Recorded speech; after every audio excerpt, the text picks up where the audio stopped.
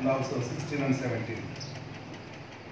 ఎస్తేరు గ్రంథము 2వ అధ్యాయము 5, 6, 7 వచనం. సూషను కోటలో బెన్యామీనుడు కీషునకు పుట్టిన షిజి కుమారుడు యాయీరు వంశస్థుడైన మొర్దెకై అను ఒక యోధుడుండెను. బబులోను రాజైన నెబుకద్నెజరు పోయినప్పుడు ఇతడు కూడా యెరూషలేము నుండి చెరపట్టబడిన వారిలో ఒకడు. తన పినతండ్రి కుమార్తె అయిన హదస్సా అను ఎస్తేరు తల్లిదండ్రులు లేనిదై ఉండగా అతడు ఆమెను పెంచుకొనెను. ఆమె అందమైన రూపమును సుందర ముఖము గలదై ఉండెను. ఆమె తల్లిదండ్రులు మరణం పొందిన తర్వాత మొర్దెకై ఆమెను తన కుమార్తెగా స్వీకరించాడు. 16, 17 కూడా. ఈ ప్రకారం ఎస్తేరు రాజైన అహష్వేరోషు ఏలుబడి యందు 7వ సంవత్సరమున టెబేతు అను 10వ నెలలో రాజు నగరంలోనికి అతని యొద్దకు పోగా స్త్రీలందరికంటే రాజు ఎస్తేరును ప్రేమించను. కన్యకలందరికంటే ఆమె అతని వలన దయాదాక్షిణ్యము పొందెను. అతడు రాజ్య కిరీటమును ఆమె తల మీద ఉంచి ఆమెను వష్టికి బదులుగా రాణిగా నియమించను. ప్రార్థన చేసుకుందాం. ప్రభు సహాయం.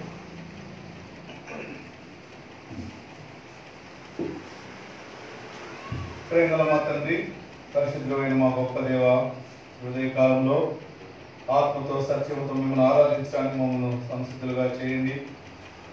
ప్రభు మరి మా తలంపులు ప్రభు కేవలం ఏదో ప్రతి వారం చేసినటువంటి కాకుండా నిజంగా ప్రభు మీ వాక్యం యొక్క వెలుగులో మేము ప్రభు మరి కూర్చోబడిన వారంగా అతి అనుభవం కలిగిన వారంగా ఆత్మతో సత్యముతో మిమ్మల్ని ఆరాధించినట్టుగా మీరు మాకు సహాయం మీ మాటలు మాకు వినిపించండి ప్రభు. ఇదిగో నీ దాసుడు ఆలకించుతున్నాడు. యెహోవా ఆజ్ఞనిమ్ము, మీరు మాట్లాడండి ప్రభా. మేము వినడానికి ఈ ఉదయకాలం మా హృదయం అనేటువంటి ఆ చెవులు తెరుచుకొని అందులోని మీరు ప్రవేశించి మా ప్రభువుగా మిమ్మల్ని సింహాసనాసనం చేసుకుని ఆరాధించడానికి మీ పాదముల చెంత ప్రభు మరి మేము ప్రభు కనిపెట్టుకుని ఉండడానికి కావాల్సిన కృపను దయచేయండి. దీని దాసుని నన్ను కూడా మీ శిలువ చాటును మరుగు చేయండి. మీ మాటలు దయచేయండి, మీ అభిషేకం దయచేయండి. దేశంలో ప్రార్థించి అడిగి వెళ్తున్నాం తండ్రి, ఆమేన్.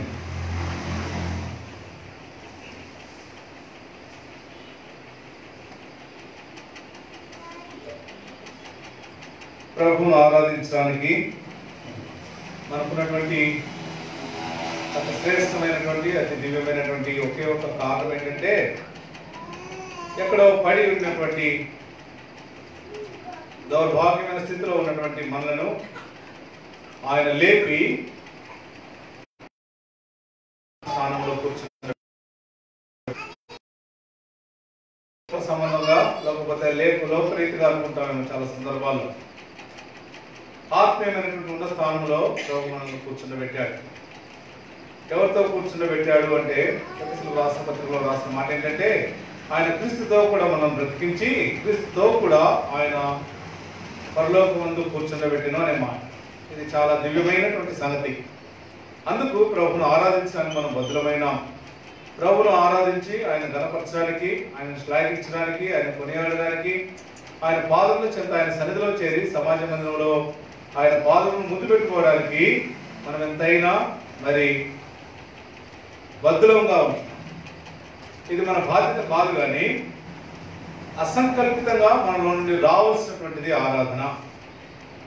ఇంత గొప్ప కార్యం నా పట్ల చేసావు ప్రభా, ఇందుకు నేను పాత్రురాలను కాదు, అయినప్పటికీ నా జీవితంలో ఇంత గొప్ప కార్యం మీరు జరిగించినందుకు ఏమిచ్చినా మీ రుణం తీర్చుకోలేని ప్రభా అనే మాటలు ఆరాధనగా మనం చూడగలుగుతున్నాం. ఇప్పుడు చదువుకున్న భాగంలో ఓ స్త్రీని మనం చూస్తున్నాం. ఆమె పేరు హదస్సా అని మరి మార్చమన్నట్టు ఎస్తేరు. ఈమెను గురించి ఆమె రాజు యొక్క కోటలోనికి పోకమునుపు 4 సంగతులు ఉన్నాయి. రాజు దగ్గరికి వెళ్ళినప్పటి నుండి ఆ కోటలో ఉన్నప్పటికీ 4 సంగతులు మనం చూసేదానికి ప్రయత్నం చేద్దాం. ఎవరు ఈమె, ఎక్కడి నుండి వచ్చింది, ఈమె యొక్క పాత జీవితం, రాజు దగ్గరికి తీసుకుని రాబడక మునుపు ఈమెకున్నటువంటి అవలక్షణాలు ఏంటి, లేకపోతే ఆమెకున్నటువంటి దౌర్భాగ్య స్థితి ఏంటి, ఆ తర్వాత రాజు దగ్గరికి తీసుకురాబడిన తర్వాత రాజు ద్వారా కనికరించబడి, రాజు ద్వారా ప్రేమించబడి, రాజు ద్వారా దయాదాక్షిణ్యాలు పొంది ఆమె రాణిగా చేయబడి వస్తీకి బదులుగా ఆమె ఆ కోటలో రాణిగా తను తాను అలంకరించుకున్నటువంటి, రాజు ఇచ్చినటువంటి ఆభరణం చేత తను తాను అలంకరించుకున్న స్త్రీగా మనం చూడగలుగుతున్నాం. ఏం చేయాలి ఇప్పుడు ఎస్తేరు? ఏమిచ్చినా నేను రుణం తీర్చుకోలేనయ్యా అని ఓ మాట చెప్పాలి. అది ఆరాధన అండి. రండి, ఎవరిమే ఎలా ఉంది? వచనం చదవండి ఎవరైనా. బబులోను రాజైన నెబుకద్నెజరు యూదా రాజైన యెకొన్యాను పట్టుకొని పోయినప్పుడు నెబుకద్నెజరు యెరూషలేము మీద దండయాత్ర చేసి పాడు చేసి యెరూషలేము అంతా పతనం చేసేసి అక్కడ ఉన్న రాజును వార్త సంగతులు మీకు మరి 5వ వచనంలో మరి మీకు బైబిల్ గురించి చదువుకోలేని వారు, బైబిల్ జ్ఞానం కలిగి ఉన్న వారికి చాలా సంగతులు అందులో రాయబడ్డాయి. ఎవరు ఈయన అంటే ఆయన పేరు రాయబడి అంటే ఏ ఇంటి వాడంటే ఆ సంగతులు కూడా రాయబడ్డాయి. యాయీరు అని మరి నూతన నిబంధనలు చూస్తాం. ఈ వ్యక్తి యాయీరు వంశస్థుడు. అంతేకాదు రాజైన సౌలు గోత్రం వాడుగా మనం ఇక్కడ చూస్తున్నాం. బెన్యామీనుడు కీషునకు పుట్టిన షిమి కుమారుడు యాయీరు వంశస్థుడు. బెన్యామీను వంశస్థుడు అని ఇక్కడ రాయబడిన మాటగా మనం చూస్తుంటాం. ఇవి మనం చదువుకోవడానికి లేకపోతే జ్ఞాపకం ఉంచుకోవడానికి మరి అవసరమైనటువంటి సంగతులు రాసుకునే వారు రాసుకోవచ్చు. ఇప్పుడు కనుక మనం ముందు కనుక కొనసాగితే ఇక్కడ ఒక వ్యక్తి ఉన్నాడు. ఆ వ్యక్తి పేరు మొర్దెకై. ఈ వ్యక్తి ఒక చిన్న బిడ్డను, ఒక చిన్న అమ్మాయిని తీసుకొని తాను పెంచుకున్నట్లుగా చూస్తున్నాం. ఎవరు ఈ అమ్మాయి, ఎలాంటి స్థితిలో ఉంది అని కనుక చదివితే చదవండి 7వ వచనం. తన పినతండ్రి కుమార్తె అయిన హదస్సా అను ఎస్తేరు తల్లిదండ్రులు లేనిదై ఉండగా పెంచుకొనెను. ఎవరు ఎస్తేరు అంటే ఈమెకున్న మొదటి మరి గత జీవితంలో ఉన్న లక్షణం ఏంటంటే she is without father and without mother. చాలా మందికి ఇక్కడ కూర్చున్న వాళ్ళు మనకు తల్లిదండ్రులు కలిగిన వారంగా ఉన్నాం. మనం బాగా పెరిగి పెద్ద అయిన తర్వాత వారిని కోల్పోయి ఉండొచ్చు, కానీ చిన్న ప్రాయంలోనే తల్లిదండ్రులు కోల్పోయిన వారికి తండ్రి యొక్క ప్రేమ, తల్లి యొక్క ఆదరణ ఎలాంటిదో వారు ఎరగని వారుగా ఉంటారు. ఇంకో మాటలో చెప్పాలంటే నౌ షీ ఈజ్ లివింగ్ ఒక అనాథమైనటువంటి జీవితాన్ని ఎస్తేరు జీవిస్తున్నట్లుగా మనం చూడగలం. తండ్రి ప్రేమకు నోచుకోలేదు, తల్లి ఆదరణకు నోచుకోలేదు. లోకంలో తండ్రిని మించిన ప్రేమ మరి ఎక్కడ కూడా ఉండదు. లోకంలో తల్లిని మించిన ఆదరణ మరి ఎక్కడ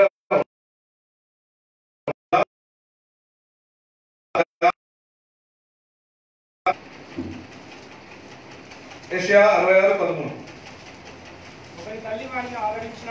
ఒకని తల్లి వాడిని ఆదరించినట్లు ఒకని తల్లి వాడిని ఆదరించినట్లు నేను మిమ్మల్ని ఆదరించేదను. ఈ బిడ్డకు తల్లి ఆదరణ లేదు. తల్లి ఆదరణ లేక ఒక అనాథగా జీవిస్తున్నటువంటి ఒక స్త్రీగా ఈమెను మనం ఇక్కడ చూడగలుగుతున్నాం. అంతేకాదు తండ్రికి ఒక దివ్యమైన లక్షణం ఉంది. 103వ కీర్తనలో రాస్తాడు కీర్తనకారుడు. రండి 103వ కీర్తన. దావీదు ఆ సంగతి రాస్తాడు. 13వ వచనం. 103వ కీర్తన 13వ వచనం.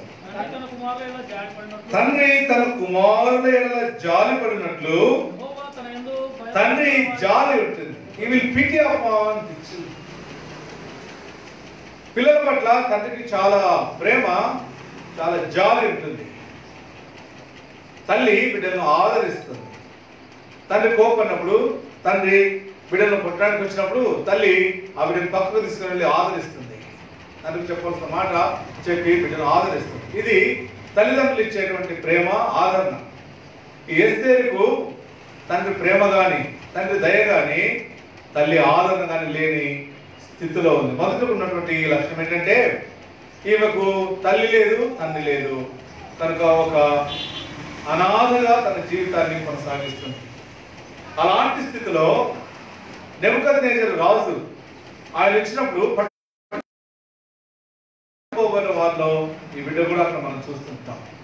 కనుక ఈమెకున్న మొదటి రాజు కలుసుకోకముందు, రాజు కోటకు వెళ్ళకముందు ఈమెకున్నటువంటి లక్షణం ఏంటంటే తల్లిదండ్రులు లేనటువంటి బిడ్డ, అనాథగా జీవిస్తున్నటువంటి. రెండవది చదవండి, అక్కడ 7వ వచనం. మన పినతండ్రి కుమార్తెను హదస్సాను ఎస్తేరును తల్లిదండ్రులు లేనిదే ఉండగా అతడు ఆమెను పెంచుకొనెను. ఈ బిడ్డ అనాథకు మాత్రమే కాదు, మీరెక్కడో వేరే దేశంలో ఉన్నారు, ఏమీ లేని స్థితిలో, నిరుపేదగా, ఏమీ లేని దీన స్థితిలో అక్కడ పెరుగుతున్నట్లుగా మనం చూడాలి. మన స్థితి కూడా ఇలా.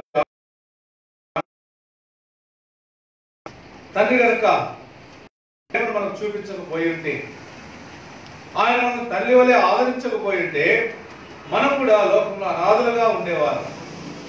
ఎందుకు ఆరాధిస్తున్నాము, ఎందుకు కనపరుస్తున్నామంటే, తల్లి వలె ఆదరించి, తండ్రి వలె జాలి చూపించి, తండ్రి వలె ప్రేమ చూపించి ఆయన సన్నిధిలోకి మనం తీసుకురాగలిగాడు కనుకనే ఈ ఉదయకాలం మనం ఆరాధించగలుగుతున్నాం.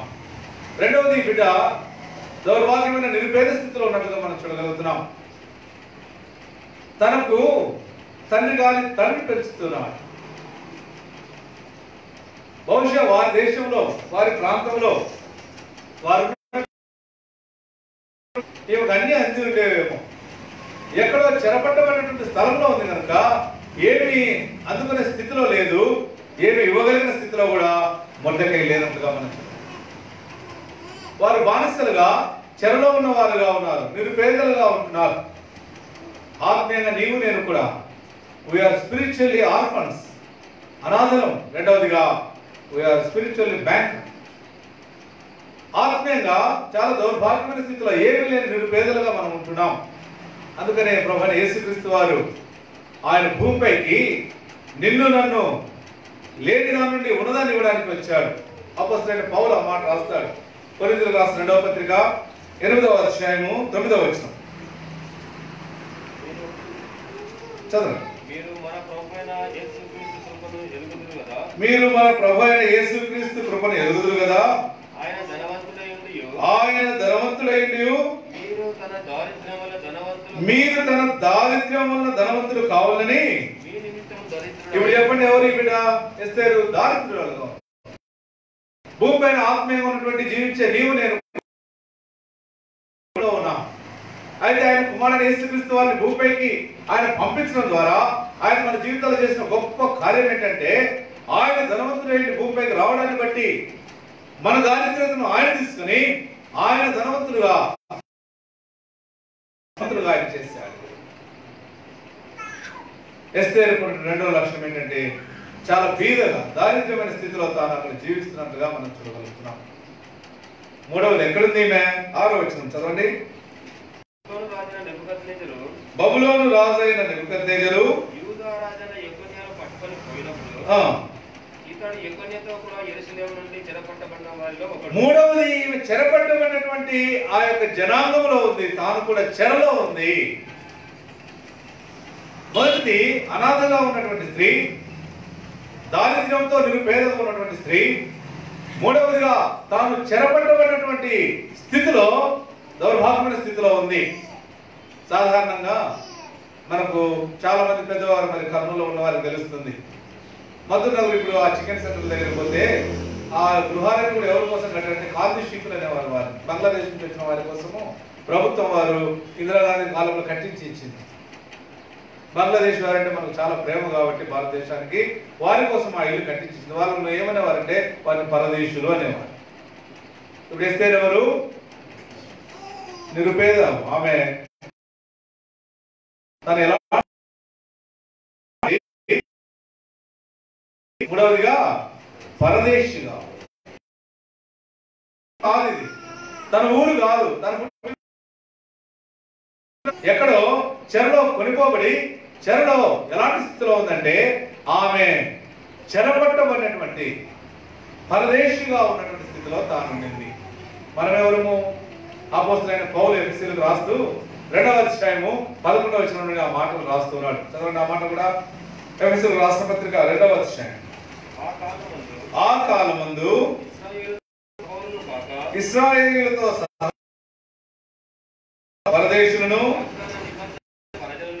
పరదేశులను వాగ్దాన నిబంధన లేని ప్రజలను, నిరీక్షణ లేని వారును,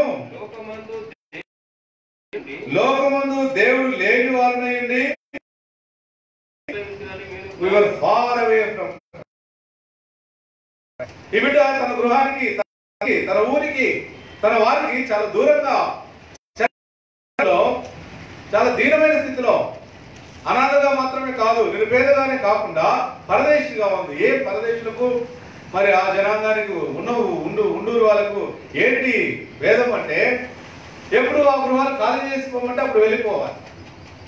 వాళ్ళకి దేశంలో ఓటు వేసే హక్కు ఉండదు, వారికి దేశంలో ఆధార్ కార్డు ఇవ్వరు, వారికి దేశం యొక్క పౌరసత్వం లభించదు, వారికి దేశం వచ్చే మరి ఏ హక్కు కూడా, ఏ రిజర్వేషన్ వారికి వర్తించవు. ఎస్తేర్ ఎలాంటి స్థితిలో ఉందంటే తాను పరదేశిగా అక్కడ జీవిస్తుంది, చెరపట్టమైన స్థితిలో ఉంది, చెరలో తాను బంధకాల్లో అక్కడ ఉన్నట్లుగా మనం చూడగలుగుతున్నాం. ఇది ఆమెకున్న 3వ లక్షణంగా చూస్తున్నాం. ఇప్పుడు అక్కడ ఒక దుర్మార్గుడు ఉన్నాడు, ఎవరైన పేరు హామాన్. ఈ గ్రంథంలో మనం చూస్తాం. ఈ చెరపట్టబడిన ప్రజల పట్ల ఎంత ద్వేషాన్ని చూపిస్తూ ఉన్నాడు, ఎంత క్రోధాన్ని చూపిస్తున్నాడు, ఎంత కోపాన్ని చూపిస్తున్నాడు. అందుకు ఒక పన్నాగం పన్నాను, వీరిని ఎలాగైనా చంపేయాలి అని. వీరు మన వంటి వారు కాదు, వీరు చాలా తెలివైన వారు, వీరు చాలా జ్ఞానం కలిగిన వారు, ఈ సంగతి తెలిగిన వాడుగా వారిని చంపేయాలని మరి ఒక పన్నాగం పడిన వాడు ఎవరు? హామాన్. ఇప్పుడు చెప్పండి, ఎవరి జనాంగంలో ఉన్నారు వీరు? ఆ దేశం వారికి వీరు శత్రువు. ఈ బిడ్డ శత్రువుగా పరిగణించబడుతుంది. వారితో పాటు అనాథగా ఉంది, నిరుపేదగా ఉండడం మాత్రమే కాకుండా పరదేశిగా ఉండి, 4వదిగా ఆ దేశము తనది కాదు, ఆ ఊరు తనది కాదు, తాను శత్రువుగా భావించబడుతుంది. ఎప్పుడు చనిపోతామో తెలియని స్థితిలో, భాగ్యమైన స్థితిలో తాను అక్కడ జీవిస్తుంది. మన స్థితి ఎలా ఉంది? ఆత్మీయంగా అనాథలం, ఆత్మీయంగా నిరుపేదలం, ఆత్మీయంగా క్రీస్తుకు దూరస్తులుగా ఉండి, చాలా దూరంగా ఉండి పరదేశులుగా, ప్రజలుగా, నిరీక్షణ లేని వారుగా ఉన్నాం. 4వది, మన ప్రభువు యేసుక్రీస్తు వారికి, మన దేవుడికి మనము ఎలా ఉన్నాం? శత్రువులుగా ఉన్నామండి. రోమిలికి రాసిన పత్రిక 5వ అధ్యాయం, రోమిలికి రాసిన పత్రిక 5వ అధ్యాయం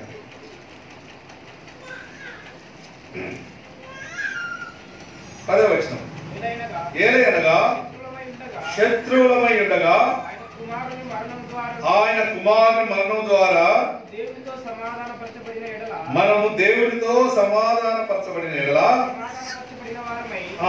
ఆయన జీవించిన చేత మరి నిశ్చయముగా, ఇది మనం ఆరాధించడానికి గల ప్రభువా, చాలా ధైర్యమైన స్థితిలో, చాలా దీనావస్థలో ఉన్నాను, పరదేశిగా ఉన్నాను, నీకు శత్రువుగా జీవిస్తున్నాను, అనాథగా ఎవరు లేనటువంటి తండ్రి ప్రేమ నోచుకోలేదు, తన యొక్క జాలి నోచుకోలేదు, తన యొక్క ఆదరణకు మరి గురిగా ఉన్నటువంటి నాకు ఆ చిన్నపిల్లలు బయట తీసుకెళ్ళను. అలాంటి దీనమైన స్థితిలో ఉన్న నాకు నీ కుమారుడు యేసుక్రీస్తు ద్వారా మీతో సమాధానపరచుకొని నాకు గొప్ప రక్షణ ఇచ్చావు. అందుకే కీర్తనకారుడు ఒక మాట రాస్తాడు, ఆయన కనుక మన దోషములను బట్టి, మన పాపాలను బట్టి మనం శిక్షించుంటే ఎక్కడుండే వాళ్ళం? ఈ ఉదయకాలం ఇక్కడ ప్రభు సన్నిధిలో సమాజ మందిరంలో కూర్చొని ఉండేవారు కాదు. 103వ కీర్తన 10వ వచనం. మన పాపములను బట్టి మనకు ప్రతీకారం చేయలేదు, మన దోషములను బట్టి మనకు ప్రతిఫలం ఇవ్వలేదు. మన పాపములు, మన దోషాన్ని బట్టి ఆయన మనల్ని శిక్షించలేదు, మన ప్రతిఫలం ఇవ్వలేదు. ఇచ్చింటే మనం ఎక్కడో ఉండేవారు. ఇక్కడ ఎస్తేరు యొక్క చరిత్ర ఎంతో ముగించట్లేదు. 6వ వచనం, 7వ వచనం, 8వ వచనంతో ముగించబడట్లేదు. ఆమె చరిత్ర ముందుకు సాగుతుంది. ప్రేమ, దయ, దాక్షిణ్యం కలిగినటువంటి ఈ గొప్ప దేవుడు, ఎస్తేరు జీవితంలో గొప్ప సంకల్పము, ఎస్తేరు జీవితంలో గొప్ప ఉద్దేశం కలిగిన దేవుడు, తన వారి పట్ల ఆయనకున్న ఉద్దేశములు, సంకల్పములు మన వంటివి కాదు, ఆయన గొప్ప ఉద్దేశములు కలిగిన వాడుగా ఉన్నాడు. ఎస్తేరు యొక్క జీవితం ఒక మలుపు తీసుకునింది. ఇప్పుడు అందరూ వెళ్తున్నారు కోటలోనికి. అందరూ కోటలోనికి వెళ్తే రాజు ఈమె వద్దు పంపించి వేస్తున్నాడు. ఒక రోజు వచ్చింది, ఆమె వంతు వచ్చింది. రండి 16వ వచనం చదవండి. ఈ ప్రకారము ఎస్తేరు రాజైన అహష్వేరోషు ఏలుబడియందు 7వ సంవత్సరమున 10వ నెలలో రాజనగర్లోనికి అతని ఎద్దుకు పోగా స్త్రీలందరికంటే రాజు ఎస్తేరును ప్రేమించారు. స్త్రీలందరికంటే రాజు, ఇప్పుడు రివర్స్, వెనక్కి తిరిగితే ఎస్తేరు అనాథగా ఉండింది,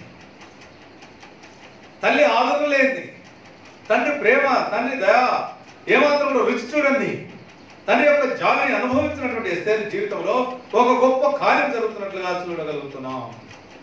ఏంటి ఎస్తేరు జీవితంలో ఈ 4 కార్యాలకు భిన్నంగా బదులుగా 4 గొప్ప కార్యాలు దేవుడు ఆమె జీవితంలో చేస్తూ ఉన్నాడు. మొదటిది ఏంటంటే ఆమె జీవితం మార్చివేయబడుతుంది. కనుకనే అందులో భాగంగా మొదటిగా she started tasting the love of king. రాజు యొక్క ప్రేమను రుచి చూడడం మొదలుపెట్టింది. రాయల్ లవ్ మొట్టమొదటి రాజు యొక్క ప్రేమ తాను చూరగొనింది. ఎక్కడో దౌర్భాగ్యమైన స్థితిలో పరదేశిగా ఉండి, అనాథగా ఉండి, నిరుపేదగా ఉండి, శత్రువుగా ఎంచబడినటువంటి ఒక స్త్రీకి ఆ రాజు ఎంత గొప్ప ఘనత ఇచ్చాడంటే తాను ప్రేమించడానికి భద్రాలుగా చేసుకుంటున్నాడు. ఇప్పుడు మన భాగానికి వస్తే ఈ రాజు ఇంత ప్రేమ చూపించడానికి, ఇంత దయ చూపించడానికి ఏంటి కారణము? ఈమెలో ఒక గొప్ప దివ్యమైన లక్షణం ఉంది. చదవండి ఆ మాట కూడా, 7వ వచనం చివరి భాగం. ఆమె అందమైన రూపమును సుందర ముఖము గలదై ఉండెను. She is so beautiful. ఆమె రాజు ప్రేమించడంలో, రాజు ఆమె దగ్గర తీసుకోవడంలో కారణం ఉంది. నీ విషయంలో, నా విషయంలో మన ప్రభువైన యేసుక్రీస్తు తండ్రి అయిన దేవుడు మనం ప్రేమించడానికి ఏ కారణం కూడా లేదు. చాలా దౌర్భాగ్యమైన స్థితిలో, చాలా వికారమైన స్థితిలో నీవు నేను ఉన్నాం. రక్తంలో పొల్లుచున్నాం. మనం బ్రతకడానికి కూడా అవకాశం లేని వారు. అయితే ఏం చేస్తున్నాడంటే తండ్రి అయిన దేవుడు తన కుమారుని యేసుక్రీస్తు వారిని భూమిపైకి పంపించడం ద్వారా ట్రాన్సాక్షన్ జరిగింది. గొప్ప ట్రాన్సాక్షన్. బ్యాంకులకు వెళ్ళి ఎలాగూ చెక్ లోపల పెడితే డబ్బు బయటకు వస్తుందో, ఆయన తన కుమారుని యేసుక్రీస్తు వారి యొక్క స్వరూపాన్ని అక్కడ ట్రాన్స్ఫర్ చేయడం వలన మన కురూపాన్ని ఆయన తీసుకొని ఆయనకున్న సౌందర్యాన్ని నీకు నాకు ఇచ్చిన వాడుగా ఉన్నాడు. అందుకు ఆరాధించడానికి మనం బదులుగా ఉన్నాం. రాజు యొక్క ప్రేమను ఆమె పట్ల పంచిన వాడుగా ఉన్నాడు. రాజులకు రాజు, ప్రభులకు ప్రభు అయినటువంటి మన ప్రభు ఆయన ఏం చేస్తాడంటే కలవసులలో గొప్ప కార్యాన్ని జరిగించాడు. యెషయా గ్రంథము 52వ అధ్యాయము 14వ వచనం. యెషయా 52:14.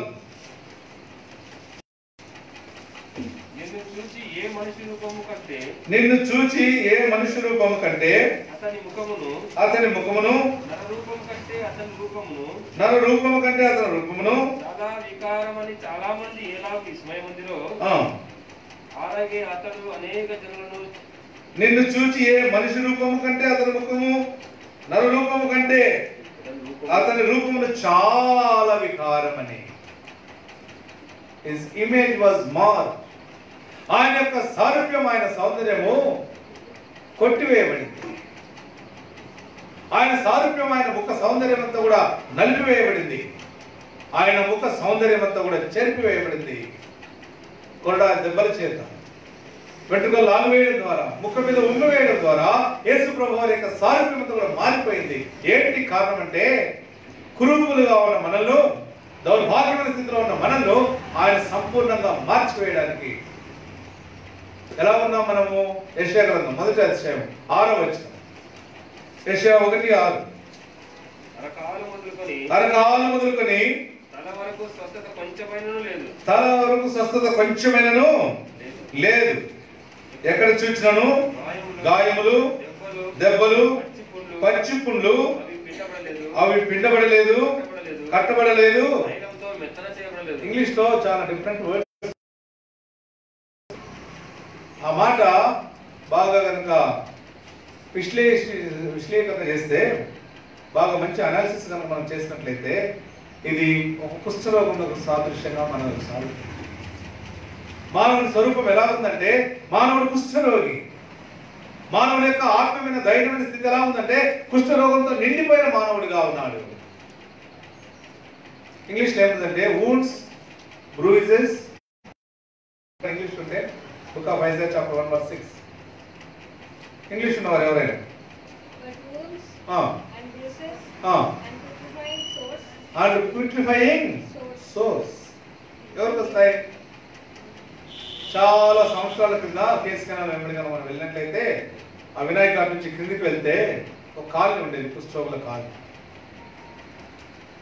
అక్కడ వారు ఎలా ఉండేవారంటే కొద్దిమందికి గాయాలు ఉండేవి, కొద్దిమంది కొంచెం పుండ్లు అయ్యేవి, ఇంకొద్దిమందికి అయితే ఒక రకమైనటువంటి స్రావం స్రవించి వారి దగ్గర కూడా వెళ్ళడానికి చాలా కష్టంగా ఉండేది. చాలా మంది వెళ్ళి వారి గాయాలు కట్టు కట్టి వారి భోజనం పెట్టి వచ్చారు. క్రైస్తవ ప్రేమతో ఆ కాలనీకి వెళ్ళేవారు. డిసెంబర్ 20వ తారీఖు వస్తే ఇంట్లో భోజనం మనకెందుకని ఆ భోజనం తీసుకెళ్ళి వాళ్ళకు పెట్టేవారు. వాళ్ళ దగ్గర వెళ్ళడానికి కూడా అవకాశం ఉండేది కాదు. మానవ స్థితి ఇది. అలాంటి నిన్ను నన్ను రాజులకు రాజు ప్రభులకు ప్రభు అయినటువంటి యేసు క్రీస్తు వారు మానవుడిగా భూమిపైకి రావడాన్ని బట్టి ఆయనకున్నటువంటి మరి ధనవంతుడైంది, ఆయన దళితుడైపోయాడు. ఏంటి కారణం? నిన్ను ధనవంతులుగా చేయడానికి. అంత మాత్రమే కాదు, స్వరూపం కలిగినటువంటి ప్రభు కురుపైన నీకు ఆయన సౌందర్యాన్ని ఇవ్వడానికి ప్రభు యేసుక్రీస్తు వారు కలవలసిన తాను నలగొట్టమన్నవాడుగా. పరమగీతం 5వ అధ్యాయం 16వ వచనంలో యేసు ప్రభు వారి యొక్క తల నుంచి కాలు వరకు ఆయన యొక్క వర్ణను ఆయన వర్ణిస్తూ వచ్చారు. ధవలవర్ణుడు, రత్నవర్ణుడు, 10,000 మందిలో గుర్తించదగినటువంటి ప్రియుడు ఆయన. అంత సారూప్యం కలిగినటువంటి ప్రభు ఏమైపోయాడు కలవరిశిలలో? నీకు నాకు ఆ సారూప్యాన్ని ఇవ్వడానికి ఏ మనిషి కూడా ఆయన చూడలేరు. వారు తలనూపుకుంటూ వెళ్ళిపోయాడు. ఈయనైనా యేసు ప్రభు. చాలా మంది అంటే చరిత్రకారులు రాసిన విషయం ఏంటంటే యేసు ప్రభు వారిని చూసినప్పుడు, యేసు ప్రభు వారు భూమిపైన ఉన్నప్పుడు ఆయనను చూసినటువంటి ఆయన ముఖము, ఆయన శిలువలో కొట్టబడినప్పుడు ఆ ముఖమంతా ఉబ్బిపోయింది. ఆ ముఖము కనిపించకుండా పోయింది. రక్తమంతా రక్తసిక్తమై రక్తధారలుగా ఉబ్బివేయబడినటువంటి ముఖము ఆయన వాసన కొట్టినట్లుగా చరిత్రకారులు రాశారు. ఎందుకు ఇంతగా మారిపోయాడంటే ఆయన గురించి ఒక మాట యెషయా రాస్తాడు. 53వ అధ్యాయము 2వ వచనం. యెషయా 53:2. లేత మొక్క వలెను అతడు ఆయన ఎదుట పెరిగెను, అతనికి స్వరూపమైనను సొగసైనను లేదు. మనం అతన్ని చూచి అపేక్షించినట్లుగా ఆయన యందు దేర్ ఇస్ నో బ్యూటీ. ఆయన సౌందర్యం కానరాకుండా పోయింది. ఏంటి కారణం అంటే మనం అలంకరించబడాలంటే, మనం ఆయన ప్రేమను పొందాలంటే ఆయన కలవరిశిలలో ఆ యొక్క శిక్షను భరించాలి, ఆయన వికారంగా మార్చబడాలి. అప్పుడు నీవు నేను ఆ సౌందర్యాన్ని అలంకరించుకోగలము. అప్పుడు యేసుక్రీస్తు వారి యొక్క సారూప్యానికి మనం రాగలం. ఎప్పుడైతే యేసు ప్రభువు నల్లగొట్టబడి ఆయన వికారం అయిపోయాడో అప్పుడు మనకు సారూప్యం ఇవ్వబడింది. ఇప్పుడు రాణి ఎస్తేరు రాజు యొక్క ప్రేమను నోచుకుంటుంది. She is recipient of royal love. రాజు యొక్క ప్రేమను తాను గ్రహించేటువంటి స్త్రీగా, స్వీకరించేటువంటి స్త్రీగా తాను మార్చబడింది. ఎవరైనా అనాథగా ఉన్నటువంటి ఆమె ఏం చేయాలి ఇప్పుడు? రాజా ప్రతి దినం, ప్రతి నిత్యం, ప్రతి ఉదయం, ప్రతి మధ్యాహ్నం, ప్రతి రాత్రి వచ్చి నీ పాదాలను నమస్కరించినా నేనేమిచ్చినా నీ రుణం తీర్చుకోలేను రాజు. ఇది ఆమె చెప్పగలిగిన మాట. అంతకు మించి నీ పట్ల నా పట్ల చేసిన తండ్రి దేవుడికి ఏమిచ్చినా మనం ఈ రుణం తీర్చుకోలేము. ఇది రాణి విషయంలో జరిగిన మొదటి కార్యం, మన విషయంలో కూడా జరిగిన మొట్టమొదటి కార్యం. ఏం చేసిందంటే రాజు ఆమెను ప్రేమించడం మొదలు పెట్టాడు. ఎస్తేరు గ్రంథం 2వ అధ్యాయం 16వ వచనం చదవండి. ఈ ప్రకారం ఎస్తేరు స్త్రీలందరికంటే రాజు ఎస్తేరును కన్యకలందరికంటే ఆమె అతని వలన she is recipient of grace. రాజు యొక్క కృపకు, దయకు, దాక్షిణ్యానికి ఆమె పాత్రురాలైంది. ఎవరిమే? నిరుపేద, ఎక్కడో పుట్టి ఓ దేశానికి ఏమాత్రం కూడా తనకు అవకాశం లేనటువంటి చెరలో ఉన్నటువంటి ఒక స్త్రీకి రాజు ప్రేమ మాత్రమే ఆపట్లేదు, ఆ ప్రేమను ఇంకా విస్తరింపజేస్తున్నాడు. ఎంతవరకు తీసుకెళ్తున్నాడంటే ఆయన దయాదాక్షిణ్యం నా పట్ల విస్తారంగా చూపిస్తున్నాడు. ఇక కృపను గురించి మాట్లాడుకుంటే మన విషయంలో ఇందాక చదువుకున్నాం, మీరు మన ప్రభు యేసుక్రీస్తు కృపను ఎరుగుదురు కనుక. ఏమెరిగాము? ఆయన ధనవంతుడైంది తన దారిద్ర్యం వల్ల మనం ధనవంతులు కావాలని మన నిమిత్తము మీ నిమిత్తము ఆయన గ్రేస్. దేనికి పాత్రుడు కాని వాడు, దేనికి పాత్రాలు కాని స్త్రీ పురుషులమైన మనకు ఆయన పాత్రగా ఇస్తున్నాడు. That is called the grace of God. అది దేవుని కృప. అందుకే అపొస్తలుడైన పౌలు వర్ణించినంతగా యేసుక్రీస్తు వారి యొక్క కృపను ఎరిగిన వారు దేవుని వాక్యంలో అంతకన్నా ఎక్కువైన వారు లేరు అంటే అతిశయోక్తి. నేనేం చేసినా ఆయన కృప వల్లనే, నేను బ్రతికానంటే ఆయన కృప వల్లనే, నేను బలహీనంగా ఉన్నప్పుడు బలవంతుడైంది ఆయన కృప వల్లనే. ఆయన కృప, ఆయన కృప, ఆయన. అందుకే పౌలు రాస్తాడు, చదవండి ఎఫెసీయులకు రాసిన పత్రిక. అపొస్తలుడైన పౌలు ఎఫెసీయులకు రాసిన పత్రిక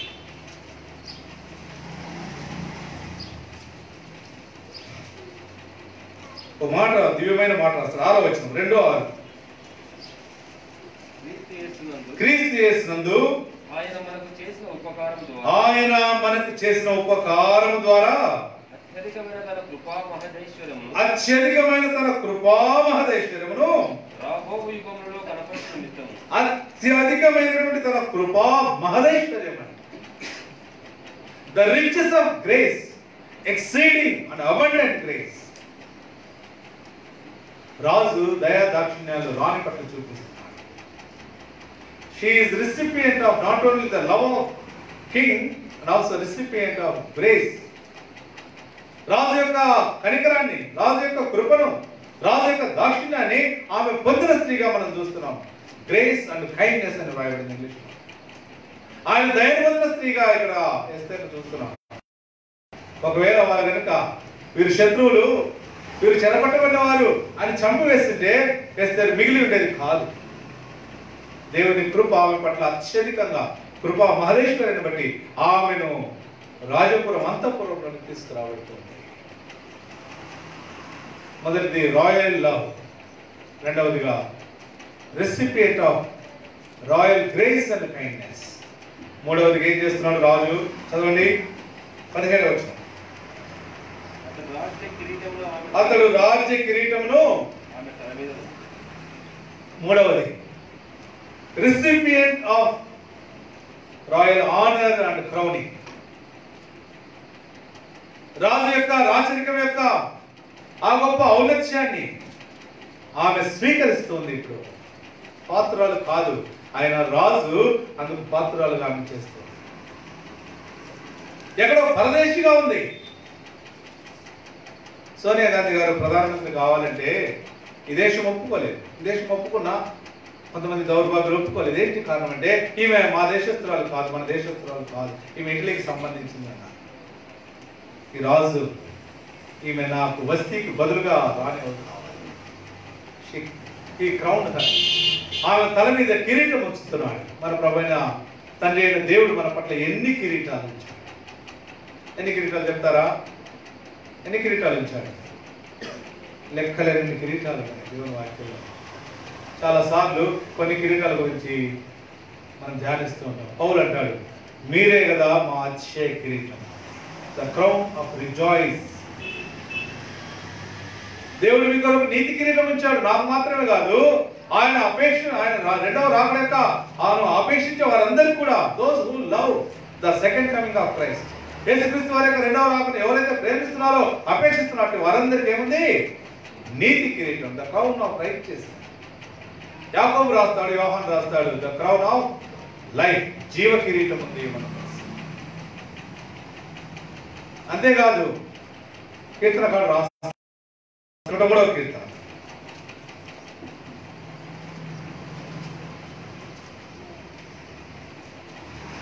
కీర్తన 103 4వ వచనం. సమాధిలో నుండి నీ ప్రాణమును కరుణా కటాక్షములను నీకు కిరీటంగా ఉంచుతున్నాడు. ఏముంచుతున్నాడు? కరుణా కటాక్షములను నీకు కిరీటం. ద గ్రేస్ అండ్ కైండ్నెస్, ఆయన కరుణా కటాక్షములను మనకు కిరీటంగా ధరింపజేస్తూ ఉన్నాడు. ఇప్పుడు ఏం చెప్పగలం మనం? ప్రభా, ఏమిచ్చినా నీ రుణం తీర్చుకోలేనయ్యా, నన్ను ప్రేమించావు, అంత మాత్రమే కాదు, నీ దయా దాక్షిణ్యాలు నా పట్ల చూపించావు. నీ కృపా మహదేశ్వరుని నా పట్ల చూపించావు ప్రభా. నీ కృప వలన రక్షించావు, కృప వలన బ్రతికించావు, కృప వలన పరలోకంలో సింహాసనంలో కూర్చుండబెట్టావు. అంతేకాకుండా మూడవదిగా కిరీటాన్ని నాకు ధరింపజేస్తున్నావు. నేను పాత్రలను కాదు, నేను కూడా పరదేశిని, చెరలో ఉన్నదాన్ని, బంధకాలను, పాప సంబంధమైనటువంటి బంధకాలతో బంధించబడిన నీకు నాకు ఆయన విమోచించి విడుదల చేసి ఆయన రక్తంలో కడిగి ఆయన కిరీటాన్ని ధరింపజేసిన వాడుగా ఉంటున్నాను. అందుకే కీర్తనకారుడు రాస్తాడు 8వ కీర్తన 2వ వచనం.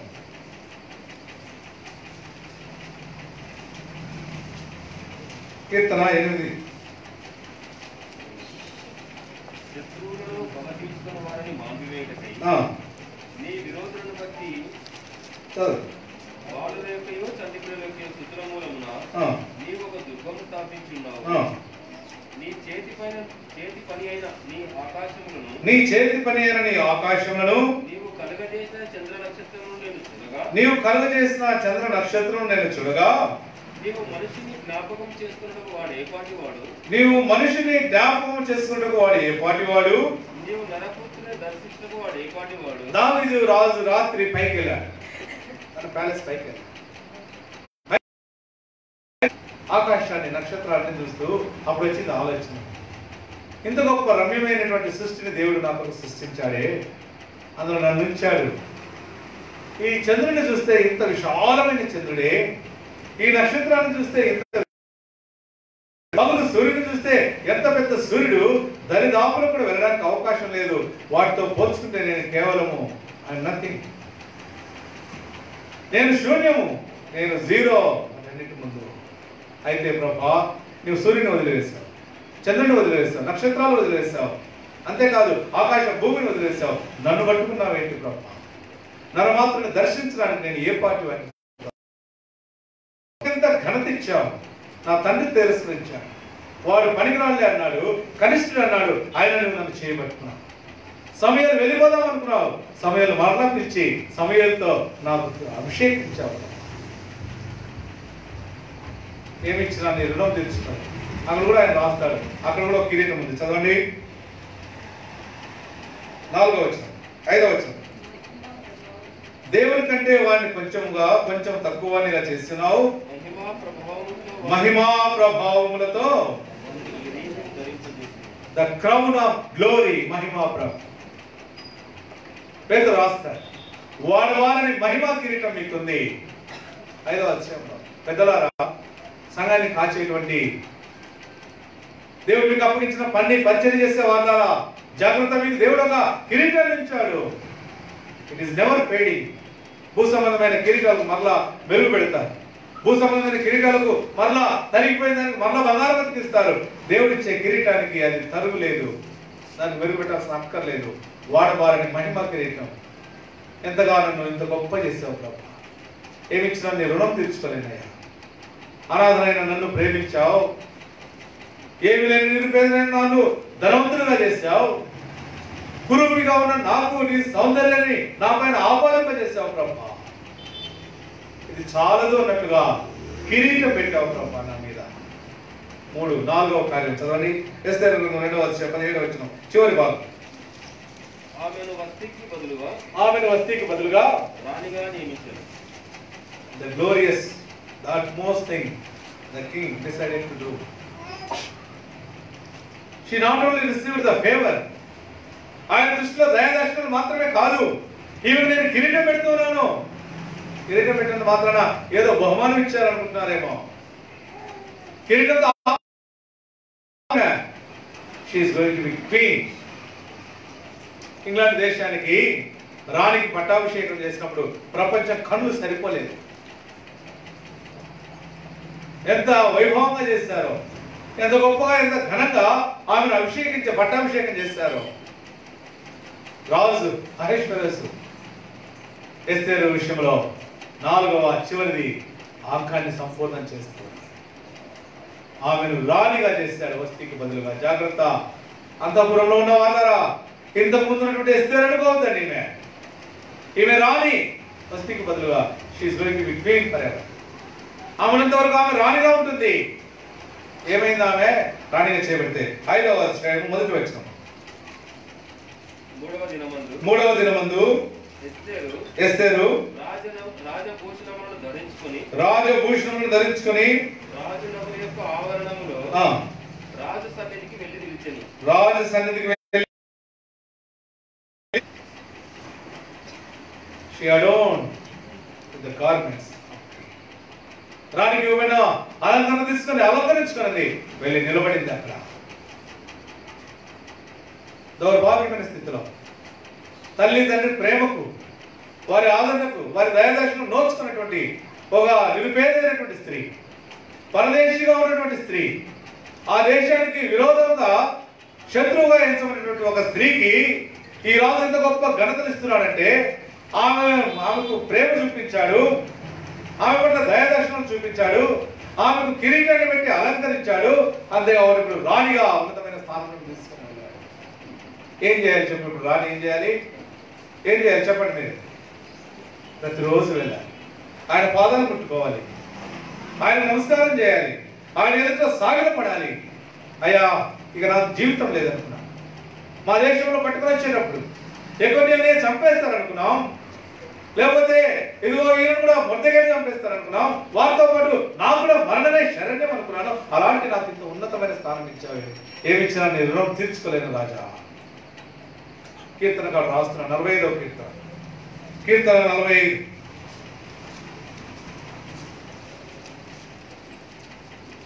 9వ వచనం. నీ దైనందిన స్త్రీలలో రాజుల కుమార్తెలున్నారు, రాణి ఓఫీరు అపరంజితో అలంకరించుకొని నీ కుడి పార్శ్వమున నిలుచున్నది. ఎక్కడ దౌర్భాగ్యమైన స్థితిలో పడి ఉన్న నిన్ను నన్ను ఆయన ఏం చేస్తాడు? ఎక్కడున్నాం మనం? 40వ కీర్తన 2వ వచనం. నాశనకరమైన గుడ్డలో నుండి, జిగటగల దొంగ ఊబిలో నుండి ఆయన నన్ను పైకెత్తెను. నాశనకరమైనటువంటి జిగటగల దొంగ ఊబిలో ఉన్న నన్ను పడిపోయి పత్రమైపోయి ఇక నాకు అవకాశం లేదు, నేను ఇక నాకు వేరే నిరీక్షణ లేదని అనుకున్నటువంటి వ్యక్తికి, అలాంటి నీకు నాకు ఆయన రాణి అలంకరణ ఇచ్చి తన పెళ్లి కుమార్తెగా చేసుకొని ఆయన కుడి పార్శ్వమున నిలిపించుకున్నాడు. చదవండి ఇప్పుడు 45వ కీర్తన 10వ వచనం. కుమారి ఆలకించుము, ఆలోచించి చెవియొక్కుము, నీ స్వజనమును నీ తండ్రి ఇంటిని మరువుము. ఎవరైనా this king is your lord. రాజుకు ప్రభుకు చాలా వ్యత్యాసం ఉంది. ఇప్పుడు నిన్నింతగా హెచ్చించినటువంటి ఈ రాజు ఎవరంటే ఆయన is going to be your lord, ఆయన నీ ప్రభు. అందుకే పేతురు రాస్తాడు, ఆయనను క్రీస్తును ప్రభువుగా మీ హృదయం యందు ప్రతిష్ఠించుకోండి, సాంక్టిఫై. ఈ ఉదయ కాలంలో నీవు లేను కనుక యేసుక్రీస్తు అనేటువంటి ఈ రాజును, రాజులకు రాజు ప్రభులకు ప్రభు ఈయనను మనం ప్రతిష్ఠించుకుంటే మన హృదయంలో నుండి ఆత్మతో సత్యంతో కూడుకున్న ఆరాధన వస్తుంది. ఏమాత్రం యోగ్యత లేని నన్ను ప్రభు, ఎస్తేరు కన్నా ధీరమైనటువంటి, ఎస్తేరు కన్నా హీనమైనటువంటి, ఎస్తేరు కన్నా దౌర్భాగ్యమైన స్థితిలో ఉన్న నన్ను ఇంతగా హెచ్చించావు ప్రభా. నువ్వు ప్రేమించావు. ఫస్ట్ లవ్, మొదటి ప్రేమ. మనం ఆయన ప్రేమించలేదు, ఆయనే మనం మొదటి ప్రేమించాం. ఆయన ఎలాంటి ప్రేమ అంటే అపారమైన, అచంచలమైన, అనిర్వచనీయమైనటువంటి అగమ్య ప్రేమతో ఆయన మనం ప్రేమించాడు. ఆయన తన దయా దాక్షిణ్యాలు మన పట్ల చూపించిన వాడిగా ఉన్నాడు. అంతేకాకుండా ఉన్నతమైన స్థానంలోనికి ఆయన మనల్ని ధనవంతులుగా చేశాడు. అంత మాత్రమే కాకుండా మనకు కిరీటం ఇచ్చాడు, తన పెళ్లి కుమార్తెగా మనల్ని అంగీకరించాడు.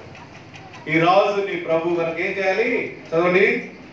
కుమారి ఆలకించు, మీ రాజు నీ ప్రభు, అతడు నీ సౌందర్యం కోరిన వాడు కనుక అతనికి నమస్కరించు. ఇది ఆరాధన.